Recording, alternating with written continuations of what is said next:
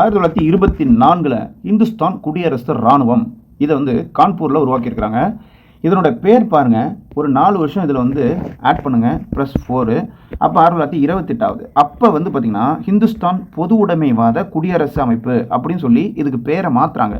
இது யார் இந்த பேரை மாற்றுறது அப்படின்னு கேட்டால், அந்த பகத்சிங், ராஜ்குரு, சுக்தேவ், இங்கே பார்க்குறீங்க இல்லையா, இவங்க தான். பகத்சிங், சுக்தேவ் மற்றும் அவரது தோழர்கள் இந்துஸ்தான் குடியரசு இராணுவத்தை மீண்டும் அமைத்தார்கள் அப்படின்னு சொல்கிறாங்க.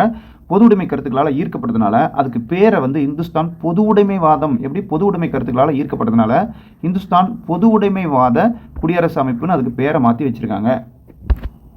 சைமனே திரும்பி போ அப்படின்ற போது சைமன் குழு 1927 அது தெரியும் உங்களுக்கு. அப்போது சைமனே திரும்பி போங்கிற அந்த போராட்டத்தில் பார்த்தீங்கன்னா லாலா லஜபதி ராய், பஞ்சாப் சிங்கை வந்து உயிரிழந்தார். அவரை வந்து தடியடி நடத்தினாங்க, காவல்துறைன்னு தெரியும், ஆங்கிலேய காவல்துறை. அப்போ பார்த்தீங்கன்னா அந்த அதிகாரி, எந்த அதிகாரி தடியடி நடத்தினது அப்படின்னா சாண்டர்ஸ்னு ஒரு அதிகாரி, அந்த அதிகாரியை படுகொலை செய்யப்பட்டார் இந்த அமைப்பு தான் சொல்லி சொல்கிறாங்க.